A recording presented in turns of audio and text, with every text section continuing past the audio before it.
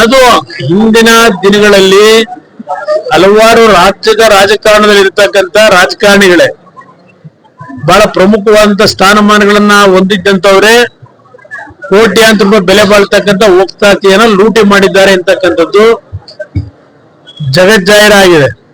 ಅದ್ರ ಬಗ್ಗೆ ಏನ್ ಆಕ್ಷನ್ ತಗೊಂಡಿದ್ದೀರಿ ಇಲ್ಲಿವರೆಗೆ? ಅದ್ರ ಬಗ್ಗೆ ಯಾರ ಮೇಲಾದ್ರೂ ಆಕ್ಷನ್ ತಗೊಂಡಿದ್ಯಾ? ಅದಕ್ಕೂ ಮೊದಲು ಆಕ್ಷನ್ ತಗೋಬೇಕಲ್ಲ.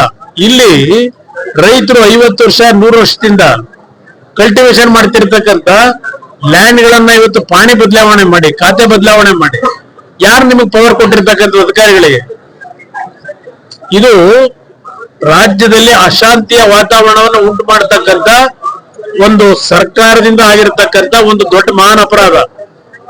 ಇದನ್ನ ಇಲ್ಲಿವರೆಗೆ ಎಳೆದಿದ್ದೇ ತಪ್ಪು. ಸರ್ಕಾರಕ್ಕೆ ಈಗಲೂ ಎಚ್ಚರಿಕೆ ಕೊಡ್ತೇನೆ, ಸ್ಪಷ್ಟವಾದಂತ ನೀತಿಯನ್ನ ಜನತೆ ಮುಂದೆ ಇಡಿ. ಇದು ನಾನು ಹೇಳ್ತಕ್ಕಂಥದ್ದು.